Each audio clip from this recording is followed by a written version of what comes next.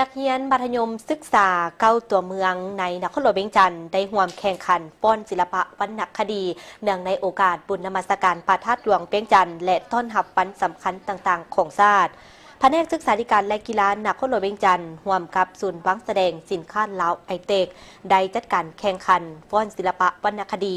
นักเรียนมัธยมศึกษาเก้าตัวเมืองในนครหลวงเวียงจันทร์พิธีดังกล่าวได้จัดขึ้นในวันที่ 4 พฤศจิกายน 2025 ที่ศูนย์การค้าลาวไอเทคภายใต้การเป็นประธานโดยท่านบุญทันแสงมณีห้องหัวหน้าแผนกศึกษาธิการและกีฬานครหลวงเวียงจันทร์โดยมีผู้ต่างหน้าจากภาคส่วนที่เกี่ยวข้องเข้าร่วม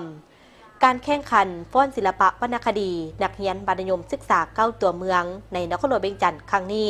มีผู้เข้าร่วมแข่งขัน10 ทีมซึ่งประกวดบทฟ้อนที่เป็นเอกลักษณ์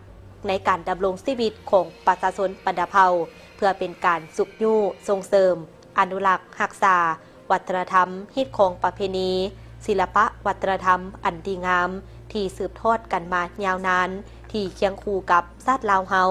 เพื่อให้วัยหนุ่มยุคใหม่เป็นผู้สืบทอดด้วยแนวคิดประดิษฐ์สร้าง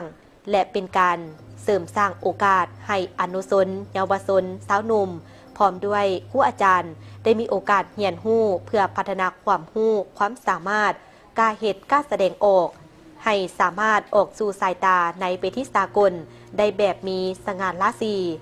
งานแข่งขันศิลปะวรรณคดีนักเรียนมัธยมศึกษาโอกาสงานบุญนมัสการพระธาตุหลวงเวียงจันทร์และเป็นการต้อนรับชมเชย3 วันประวัติศาสตร์ของชาติลาวคือวันสั่งตั้งพรรคประชาชนปฏิบัติลาวครบรอบ70 ปีวันสถาปนาสาธารณรัฐประชาธิปไตยประชาชนลาวครบรอบ50 ปีและวันเกิดประธานไก่สอนพรหมพิหารครบรอบ